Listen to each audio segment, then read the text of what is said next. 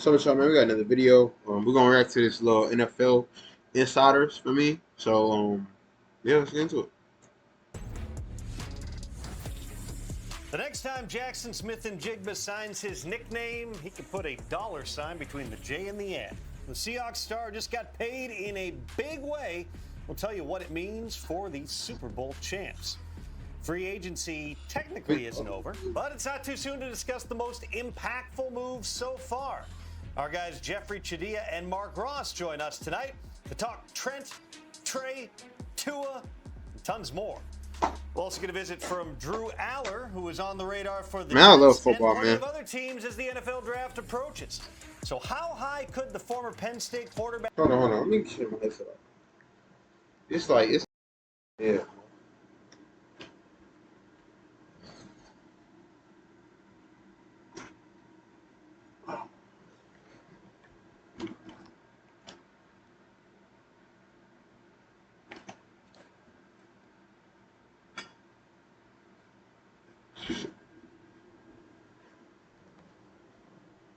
This shit's still low.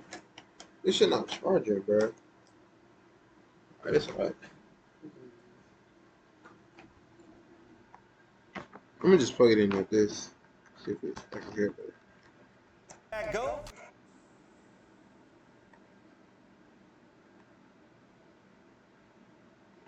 We'll ask him. Oh, you know that, man. What's going on? I mean, man. Right? What teams are telling him? Yo.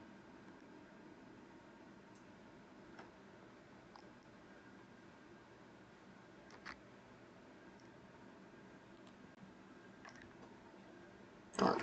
About the road ahead. Welcome inside with the Insiders, alongside Mike Garafolo, Judy Batista, Ian Rappaport. I am Tom Pelissero. We are back from a one-week hiatus.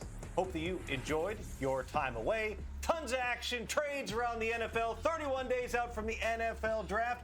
Let's start out with a guy who just cashed in. 3 years after going 20th overall in the 2023 draft, all JSN's done is win a Super Bowl. But hey, how y'all feel about this, bro?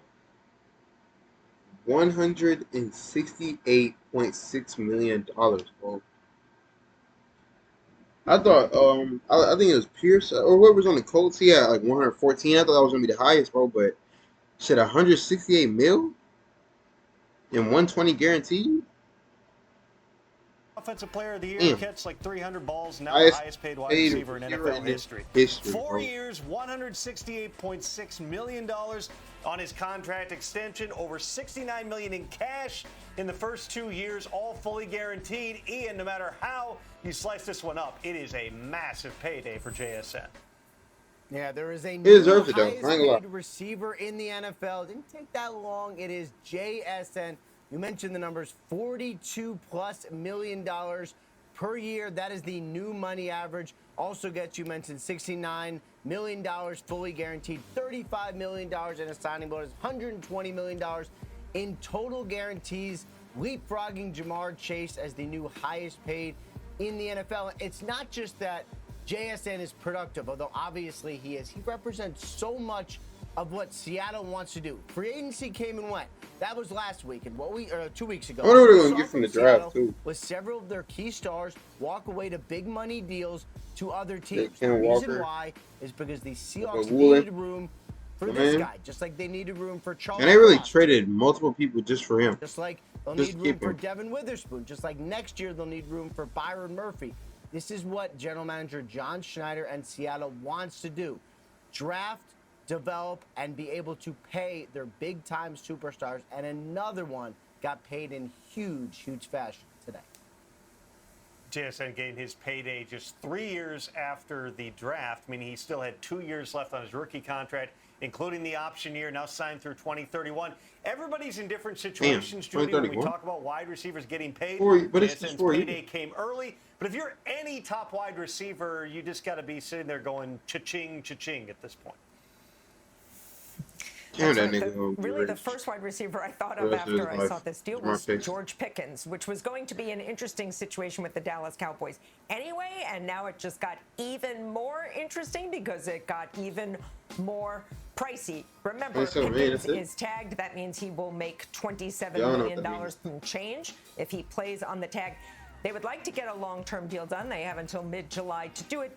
This certainly figures to complicate What's the things because franchise where tag do you slot a George Pickens in here? If they want to play hardball, his camp would certainly push, you would think, to get to the $40 million mark. Is there any chance the Cowboys would go there? Just remember when C.D. Lamb a couple of years ago got his extension, it went all the way to mid-August, late August, as a matter of fact. He did not come in at the top, right? He slotted in just behind Justin Jefferson. So it's going to be interesting to see where he comes in relative to this new contract for JSN and then the player who is They likely don't have to to pay him, target though. I ain't gonna JSN, lie. Mike. Judy, Pickens, certainly one of the receivers I thought about. The other one being Puka Nacua, because he was neck and neck with JSN this past season when it came to production and even when it came to potentially being the offensive player of the year. So Nacua also contract extension eligible and certainly has the case to say, look at the numbers. I should be making exactly what that guy's making, although everybody always pushes for more when they're the second one to do a deal. Now, the Rams, Ian, you talked about the Seahawks and the guys that they have drafted and need to pay. The Rams have Jared Verse, Braden Fisk, Byron Young, Kobe Turner, and those are the guys just in the defensive front right there. They have a lot of young guys they have to pay. So my understanding is this one's going to take more time. This one's going to be deeper into the summer, maybe up against the start of the season before we see a potential extension for Puka Nacua. Now, you don't have to worry about JSN. Well, will he show up for workouts? Will he be on the field for OTAs, training camp? How is Puka now going to handle this? That'll be a storyline I'm going to watch as we head into the late spring and early summer. I feel like he's going to still be on Certainly the all team. those members of the draft class of 2023 who are up for extensions. They was going The clock crazy, though. has officially started, though some of the GMs and owners involved might slightly disagree. Travis Kelce, way beyond his draft year, still making money, officially signing a contract today on paper, a 3-year, $54.7 million deal. Realistically, it's 1 year, $12 million, can earn up to $15 million with incentives, but they did do a 3-year deal, which gives them some optionality. What's incentives as he mean, like? potentially considers his future It's like again in sponsorship years to and shit? come. Kelce at this stage in his career certainly Like on a races and year-to-year shit? basis here, but big news for Patrick Mahomes, who zoomed in to watch the signing ceremony. Mike, Travis Kelce. Damn, nigga. No, we ain't speeding past this. Ceremony here, based Travis Kelce back in 2020. That nigga almost broke his neck. Nah, they ain't had to show that. I ain't know. I was kind of. I had to show that. Draft is in the near future. That's Wait, right. those are We are 27. now just 1 month away from the draft. So you got a lot of more homework to do. Wait, We have a lot more homework to do. And we're going to do it with you here on the Insiders as we get ready for April 23rd in Pittsburgh, 8 p.m. Well, now you're Eastern. 29 You see days. Ruben Bain? Well, you did see him up there. Pro On day. the screen, you'll see him maybe in some of the highlights here from the Pro Day that was held today in Miami for the U. There's Mr. Bain, and here he was with our Oh, you guy, going for catches? Cameron Wolf. Ain't he a D lineman? Ruben, thanks for joining us, man. We saw what you did all year. The tape you put on the college football playoff. Oh, What else dude. did you want to show the scouts, the GMs, the head coaches that were here for your pro day today? My versatility. I feel like most people didn't know I could just drop in coverage and move Number around like 7? that. Yeah, 30 yards down the field, you know? Feel me? Track balls, do anything I'm asked. I feel don't know if he could do it against running That's backs. what I showed today. Just knowing that I'm at a new weight, new body type, new style, and I'm just the same player. No matter what I'm doing, I could do anything in the game of football. So you said new weight, new body type. What does that look like? Where do you want to play?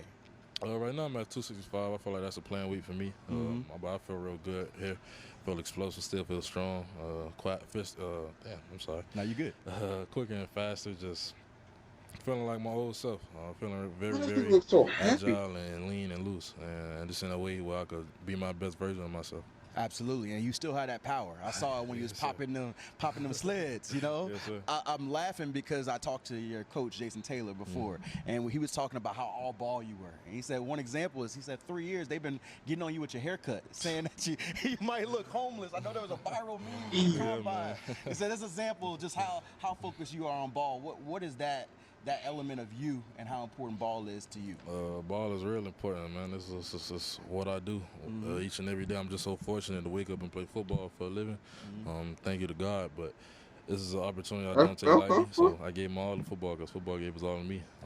Just each and every day waking up, making sure this is one of the priorities for me if it's not God and my family. Just understanding what I got in front of me and never taking it for granted. And football has been so good to me, so I could give a damn about a haircut. I know what team I'm going to, so I could get right. Okay, so let's talk about teams, right? Because there's everybody out here wants to know where you're gonna go. You know, you got two teammates. Or you got a former teammate in Cam Ward that's with the Titans. I heard Jeffrey Simmons campaigning for you.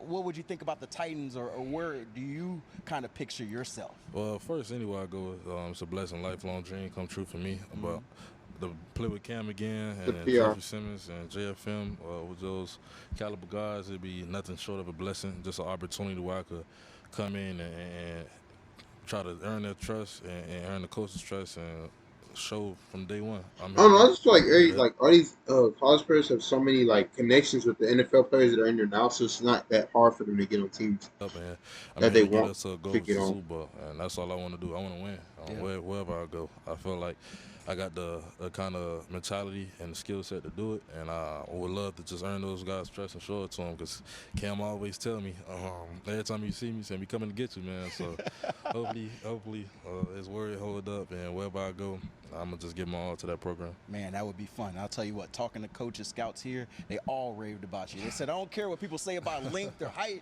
They said the power shows up, the ball shows up. Yeah, man, like Mike Tyson, he wasn't the most tallest. He wasn't the tallest guy, or wasn't the longest limb guy. But when you felt him, you felt him. And you wish you kept your distance. Absolutely. A lot of offensive players don't want to feel Ruben Bain. Thank you for the time, man. Excited to see where you go next. Yes, sir.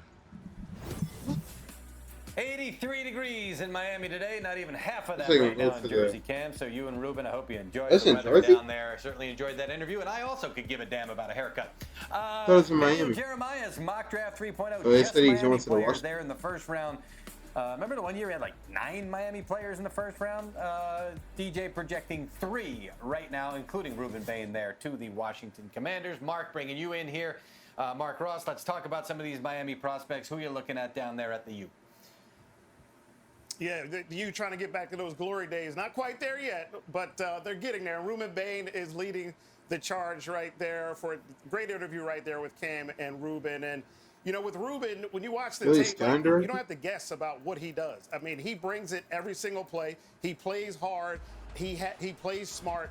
And it's just the power you see. You see the relentless nature. You see that as well. So the arm length, of course, has been talked about, and it will keep being talked about in every draft meeting between now and the draft.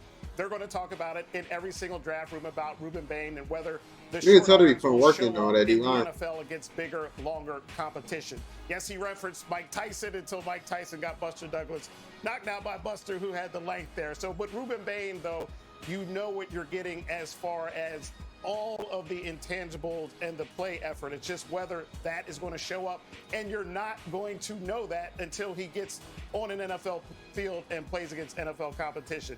And on the flip side, his teammate there, Akeem Mesidor, who does have the length, his partner there, and again, another one you don't have to guess. When you turn on this tape, these two guys just bring it. And when I watched them, I actually thought Mesidor was more productive than Bain. Of course, his big thing is the age. He's an older player. If he was young like Ruben, 19, you'll probably see him up there higher. But because he is 24 years old, going on 25 this season, a team is going to take him and say, well, okay, how much are we going to get out of him? But just as far as the production, you could be in college at 25. The relentless nature, once again. How's he going to the NFL game, he has that as well, Mike. So both of these guys, it's just whether they're going to be good enough. The age for Mesidor, the length for Bain will be the big questions leading up to the draft. Yeah, it wasn't 9 in 1 year. It was 19 in 4 years. First-round picks for Miami from 2001 to 2004. The last one being Vince Wilfork, the 21st overall pick in 2004. I love draft history. It's great. Mark Ross there with the insight on Miami. Plenty more to come here on the Insider. Welcome back to the Insiders. Time for Active Moves presented by the Wells Fargo Active Cash Credit Card. I'm Ian Rappaport. Mike Garafolo Jeffrey Chadia, Mark Ross in here as well. Jeffrey, you have an article up on NFL.com looking at the best moves, 10 best moves of the 2026 offseason so far. Why don't you get us started and break down one that you like? Well, I'll start with the one that was one of the big blockbusters, the trade the Rams made to get Trent McDuffie at cornerback. Obviously, that was a big position the Rams wanted to address, but they got a great player, a guy who's won two Super Bowls, a player who can play in the slot and be a dominant presence. You saw the impact that Jackson Smith and Jigba had in Seattle. Now you have a guy who can match up with him a couple times a year and maybe neutralize him. And obviously, you've got Trent McDuffie going back to L.A., where he's from. So, great person, great player. I think the Rams got a leader who can help this team win a Super Bowl because that's what they've been trying to do for the last couple of years. For sure, Jeffrey. Really loved that one, and I thought it was a joke when I saw it come across. Like, really, the Rams went and got Trent McDuffie, and look, then they doubled down, got Jalen Watson. So there's nobody like the Rams to say, we know what our issues are, and we're going to go attack it and go get it. We saw them do that before with the F those picks and going to get a Super Bowl. Well, now they're doing it again. Say, let's go get some corners to stop this guy that just got paid all that money. All right, Jeffrey, your number 2 best move of the offseason so far. Well, I know there's a lot of noise made by the Baltimore Ravens when they backed out of that trade for Max Crosby, and I know it was a ripple effect, but Trey Hendrickson coming in is still a pretty good player, and they get to keep those 2 first-round picks. So I love this move for that combination. Trey Hendrickson was a guy who led the league. They did say it was like an A+ for Trent McDuffie. He's had this is a good pick too, though. 34 sacks in the previous 2 years. Yeah, he was hurt last year with that core muscle surgery, but again, he's coming in. He can impact a team that has been trying to get their pass rush going for a long time. I think about having a dominant edge player. They lost a lot of people though. They haven't had a guy like that. I feel like the Eagles and like was in town back in a couple other teams didn't really lose that many that people. Defense with Roquan Smith, Kyle Hamilton, Mark. You bring Henderson. Well, not the Eagles, but they're going to be pretty good. Like some teams didn't lose as many people. Yeah, for sure. I think Eric DeCosta will be thanking that team doctor who saw a little bit something extra in Max Crosby's situation there to save them and say, I would much rather have Trey Hendrickson and those 2 first-round picks than just Max Crosby. Because, look, the Ravens' issues go a lot deeper than just one player. And now you get Trey Henderson with that production as a pass rusher and still have those first-round picks to address some of those other needs because they lost a ton of other players. But yeah, I feel the same way. I don't think you should get just one player and lose picks. So because then now you just got one player and that's it. I mean, every team needs at least more than one player, even if it's just at the same position. I think this setup. Because say God forbid he get injured, now you just traded picks and now you can't even get no other people now. Really nice for them to get Trey. And at least if they still probably get injured, you'll still have those 2 people that you dropped. God, that was such a wild span. That was like a 12, 14-hour span, just an absolute whirlwind for the Baltimore Ravens. Jeffrey, on your list, you also featured the Atlanta Falcons pretty prominently. Why? I do. I like the Tua Tagovailoa signing. And it's a 1-year deal, veteran minimum. He's coming in there with a lot to prove. He's coming in to play with a guy, Kevin Stefanski, who has had success with quarterbacks like him. He's coming into a team that has Bijan Robinson, that has Drake London, that has Kyle Pitts, all these weapons that he could utilize. And he been had weapons. Oh, he had Tyreek Hill, Jalen Waddle, A-Chain. But I feel like we're talking about Lowe could be this year's Daniel Jones or Sam Darnold or Baker Mayfield because we're seeing those guys go to other places, having impact, getting better coaches. Yeah, it didn't work out last year and he got benched in Miami, but Mark, he's got a great opportunity. Get him benched in Miami. Banged up, a chance to restart. Got Jalen Ramsey on the screen up there. Yeah, a couple things there. You said Michael Penix banged up, and can Tua stay out of which one of those guys is going to stay out of the training room the longest? And that's really was my big concern. Because it is no money, then this looks a lot better. But again, you mentioned Tua getting benched. No money. And Tua always had his limitations and flaws. And then last year, it all fell apart for him, where he looked like even the things he did well before, he wasn't doing those things well, wasn't seeing the field quickly, wasn't getting the ball out, wasn't accurate down the field. So has these injuries really taken a toll? No, I'm curious to see what he's going to do, though, honestly. Or a shot quarterback. Some people hate on him. We'll see in this new environment and that with a whole lot of other playmakers around him, whether he's that Tua that got benched or the Tua that was playing well. Jeffrey, the Steelers also on your list. Can't be for what they did at the quarterback position because they haven't done anything at the quarterback position. We're still waiting on that decision, but what else have you seen from the Steelers? Oh, yeah, if you can't get the quarterback, at least start building up something to attract the quarterback back to play football. If that's Aaron Rodgers, else, at least bringing in Michael Pittman Jr. here is a nice move for this team because They made the blockbuster trade last year for DK Metcalf.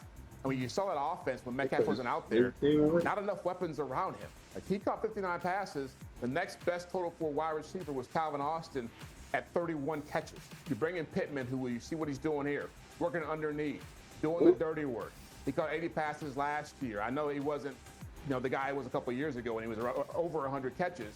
But again, pairing him with Metcalf, the deep threat, underneath guy, if you're Aaron Rodgers, Mark, you have to be happy about this move.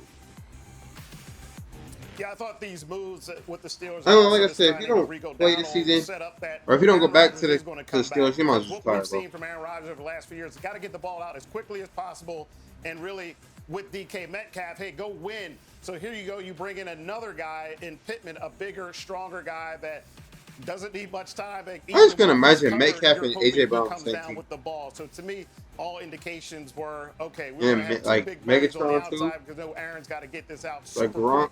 And you guys go win for me, and let's go run the ball, play Steelers defense. So I think all indications are showing that Aaron will be back with this setup. No doubt. I mean, it certainly looks like that based on the moves they've done. If not, we're going to be talking a lot about the Steelers and the draft at the quarterback position. Plenty of time there. Guys, thank you very much. NFL.com/firstread to see Jeffrey's entire article. That was excellent stuff and what has been a whirlwind off-season thus far. Not that we're done, because after this, we shift our focus to the draft. That guy right there, Aaron Glenn, Andy Reid, among the coaches whose teams have multiple first-round picks. Dallas Cowboys as well, by the way. They can thank Quinn for that. We are going to get into it coming up next on The Insiders. Let's go, Chuck. Happy your shit. 31 days away from the start of the 2026 NFL Draft, April 23rd in Pittsburgh. You can see it all over the place, including right here on NFL Network. Kind of want to go A pretty good idea when Fernando Mendoza will go, but how about Jeremiah Love? How about Reuben Bain Jr.? See if I got, Maybe one of these teams that's got multiple first-round picks could take some of those players. The Jets, Browns, Chiefs, Dolphins, and Cowboys by virtue of prior trades, all with a whole lot of ammunition. Just one of many reasons that there is intrigue here in the 2026 draft. Welcome back to the Insiders. Tom Pelissero, Ian Rappaport, Judy Batista, Mike Garafolo. Judy, I start with you. Those 5 teams sitting on multiple first-round picks. Who you got? Who interests you? Jets. I am watching the Miami Dolphins. I think we're probably going to be watching the Miami Dolphins for more than one offseason as they rebuild this franchise. They are in total teardown mode. The Waddle trade made a lot of sense. There wasn't much point in keeping him around, move him while he had maximum value. That's how they got their second first-round pick. They are taking all of their salary cap medicine right now. They have because these aren't even specifically one position. Over $180 million. O-line is not one specific position. That means that next year they're going to be in much better shape. Projected to have over $100 million in cap space. This is how you accelerate a rebuild. How does your team need O-line? Like, that's more than one person. Cap issues so that you have a lot of cap space. That's like saying your team That's what needs. they are hoping for in Miami. Going to be really interesting to see how Malik Willis does, though, this year under these circumstances. Dolphins have a lot of needs, but you'd expect that from the Dolphins. You know who else got a lot of needs? Kansas City Chiefs. Jets, bring up the NFL.com needs, because I'm dying to see. Cornerback, yeah, both of them just left for free agency for the Rams. They lost free agency for the Rams. Wide receiver, yeah. Edge. Do we have offensive line there? Is that a DL or an OL? I mean, they've got a ton of needs. And everything I heard about the Chiefs this offseason was, that they didn't have the money to spend. Like we were talking about, could they be after this? No, we don't have that much money. Well, they've got draft picks, and they need to make something happen with those. Like the 9th and the 29th pick need to be playing for the Chiefs right away if they're going to reload here and get ready to 9th pick. Need to be playing for the Chiefs right away if they're going to reload here and get ready to get back to the Chiefs of glory from the last couple of years. Fascinated to see what the Chiefs do. You want to accelerate a rebuild? How about the New York Jets? They had basically their 2 best players last year around the trade deadline. Rumors about one, not as many rumors about the other. Bro, it's not like every team need an O-line, bro. Sauce Gardner both got traded for multiple first-round picks. And really what that means for the Jets is they have 2 first-rounders in this draft, 3 in the next draft, and they may not even end up taking a quarterback here just because it might not line up. What the Jets seem like they are looking to do is use this year as a transition year to stock up around the who got the number position. one? They Isn't it got the Titans? all that draft capital next year. Or the However, they do, Raiders. It's one of them plenty two. enough ammo to trade up for a quarterback or trade up for whoever they want. Certainly seems to be a 2-year process for the Jets. And I know for What the is fans, the wait until next year thing has been, I don't know, a little mildly Cornerback? frustrating for the last 30 or so years. So, This is a year where it actually really makes sense. They are looking I don't good even know for the future. quarterbacks on their team. But they I'll did say the lose Stone Dallas Smarty Cowboys, on the that Eagles. Quinn and Williams trade you just mentioned And they involved lost the the first-round receiver. pick in 2027, so Dallas still has their own first, plus Green Bay's first for the Micah Parsons trade, and it all tracks back to Nigga, that. every Jerry single team Jones they said show recently, has I'm edge paraphrasing here, we and played a O-line, lick of the defense quarterback. last season. We're a playoff team. So you've seen the investment to go get a Quinn and Williams. They just traded for Rashawn Gary, and you look across the defense, you still go, they got a lot of work left to do. They need edge help still. They need help at corner. They could use another linebacker here. They got Christian Parker, a really bright young assistant now, as the DC, but he's going to be running a totally different system from what they ostensibly were building it for last year, with Matt Eberflus continuing to inject some talent into that defense, some youth into that defense. I'm just interested to see. They also have been involved in other trade talks. They were involved on Max Crosby. Could they even get the idea up their sleeves? Let's trade one of those first picks to get a player right before or during the draft. Ton of intrigue, as always, with the Dallas But how do you like Cowboys. scout a coach? We Like, got what more makes to you want come to pick a here specific on coach? the Insiders. That isn't Run like you up already 31 days out from the mad NFL draft. Let's head back to Miami after this. That man, These niggas Ruben did not Bain, have still a hasn't total. gotten a haircut, but he can throw That's around different, some man. weight. So can Mario Cristobal. He's got a pretty good program. He caught up with our Cameron Wolf. Hear it next on the Insiders. We were in the same chairs last year when Cam Ward had his pro day. You told me you'll be back next year for my linemen. Here we are. You were right, and you've got 3 guys on both sides of the ball that could potentially go in the first round. What does this mean for the program to be able to create a pipeline where you have 100-plus NFL personnel, head coach, GMs here for Miami? Well, number one, thanks for having me on here. Number two, you're going to be back next year. All right, okay? And number three, it's complete validation for what we, from the day we got here, what we preached, what we gave our word to, was to just relentlessly go and. But it's crazy to think like these coaches, like the college coaches, can really ruin a whole player's career, bro, if they don't get coached up. The best players in the country, and then develop them to the highest level, so we can win. But you gotta give credit to big-time these level, coaches, so bro. we can elevate the profile of the program, graduate at the Especially highest like, level. imagine going from like stubborn players who don't do their work and all that stuff to making it to the national championship, to win the national championship, and then going first in the first round.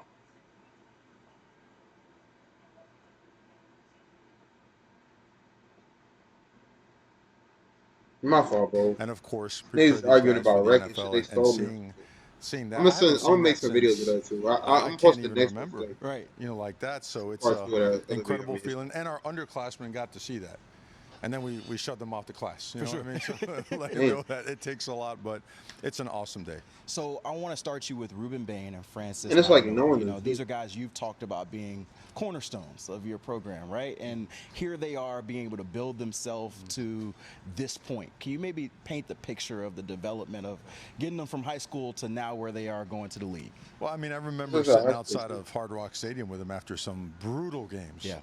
In our first year, and letting them know that we are going to build this thing from the inside out, and they were the water in the background, stones of this whole thing, and watching those guys on a daily basis go after each other. I mean, it's Jurassic Park. It really is. What are linemen? They're legendary, and the best part about it, those guys would seek each other out every day. Never did they duck each other. Oh, I'm too sore. Let's ease up. Never once. Right. Those guys went at it. They set the tone. They set the standard, and you know what? They were agents of change that elevated this program. Or go after each other in the cornerstone. Know that we are going to build this thing from the inside out, and they were, like you mentioned, the cornerstones of this whole thing. And watching those guys on a daily basis go after each other, I mean, it's Jurassic Park. It really is. The battles. That is fun time, though. O-line versus D-line. The best part about it, those guys would seek each other out every day. Never did they duck each other. Oh, I'm too sore. Let's ease up. Never once. Right. Those guys went at it. They set the tone. So they set the standard, and you know what? They were agents of change that elevated this program. So let's take me into those battles if I can, and I'll include Akeem Mesidor in there too. What Is there a moment? Is there a day in practice that you think of those 35 and battles 19 on that side of the ball? What does that look like? I mean, it's daily. We could go and watch hours and hours of film. I drills and don't think shit. people realize how explosive Akeem Mesidor is, because Akeem did it at the shade, at the 3, at the 5, at the 9. And having those That's two like the different guys every day technique in practice, I mean, from where I you was are happy about to our the O-line because we got center. some dudes that I'm I watching know those that's guys. It's like, all right, here we go. You know, let it Just eat. where you And, are, they like just you might they be in made each between other the tackles, in better. between the They made center, the whole team better. from the And state you of the mentioned center, 3 on the guys left right side, there right side that of the center, invaluable and and the just tackles. priceless, the ability to go against each other, but also, you know what, elite human beings. Right. Super high care factor, driven, push their teammates all the time, hold themselves accountable, hold their teammates accountable. Just whoever gets these guys, going to be extremely happy. I want to ask you a little bit Very about cool. Ruben Bain, because his process is interesting. Everybody wants to pick apart what a guy is or isn't, but I've seen him and I heard him talk about being a guy from Miami Central and joining this program and building it to the way he is. And all the coaches I talked to talked about his incredible power and how you just watch the tape. What have you maybe seen from his behind the scenes develop and maybe overcoming what people say he can't I do? want to be one of these analysts one day, man. We're not analysts, but like be able to interview people. Well, I haven't That would be seen kind him of tough, bro. do So everything he NFL set out players to and do. NBA players, And WNBA you players know, at the too. end of the day, football is not a beauty contest. It's not a pageant. Right. It's not. It's competition. And in the trenches, at the line of Yeah, this scrimmage, is the trenches, man. there's I ain't no gonna lie. one better than him and Akeem Mesidor. And they proved it. And they played against the most highly touted, highly regarded offensive lines and offensive linemen. And they were the reason, one of the biggest reasons why we were effective in those games and won those games. So their proof is on tape, and tape does not. And I lie. want to see them show So, out in the O-line, man. I mean, in the again, NFL. I think it's as clear as the Gotta day is show love long. to the trenches, Anything man. that in any Don't get enough way, love. shape, or form tries to take away from that reality is laughable on this side. I can't wait to watch those guys be elite pros. Right, and you could have 3 first-round picks here in the first time in 15, 20 years at the University of Miami. I think it's incredible to watch, and there's a handful of guys we didn't even mention that are going to get a lot of pub. You know, Keontae Scott had a great day. Oh, my Carson God. Beck, a lot of guys there. But Agent Zero, by the way, Keontae Scott. You know, he ran that's who 4.3 he was, today. yeah. I think somebody had him at 4.27. Right. And people don't realize that guy was Was banged he in up. the draft? He was. Doctor said, "Hey, well, I mean, the back in a couple combine? weeks." He called the doctor, and he called me and he said, "Coach, I'm fine. Just meet me on the field. Watch me run. I'm fine." Yeah. What? And just he went, and he's a monster reason why. Well, you guys saw the Ohio State game, right? Yeah, we did. And you saw him at Texas A&M also. This guy is. I mean, you're looking at a team that was as tough, as physical, as gritty as you can imagine, and the guys that land these players, you know, you mentioned Jacoby Thomas, Carson Beck, C.J. Daniels. There's so many of them. I mean, that have David Blaze, one that I think is going to make an unbelievable player for a squad. So I can't wait to watch these guys play. Absolutely. Seems like teams are getting a great dude. We thank you and look forward to seeing you next year, as you've predicted now You will again be for us. right here again. Book it next year. Go Canes. All right, I always come back next year and see if he's back, man. But let's get this prayer in, man. Hey, don't worry about my shirt. Chill me, all right? Lord, just thank you for this day. Just help all these NFL players to be good and help them be able to make to the NFL and make to their teams and just show up for their teams and just be there for their families and show their families, you know, what they were made for, and help them be able to follow God's purpose for their life and never forget God in everything they do. Just keep us safe, help us to chase our dreams. You know, for me, it's YouTube boards, watch us help them chase their dreams, and help us all to stay safe, make good decisions, and just always bring glory to you no matter what we do. We live, Lord, nothing without you. We're trusting your timing. We give the glory. Show us our good life and give for us and our family. Just want to believe. Just so we do. Well, yeah, man. Jesus told y'all. We got more videos today.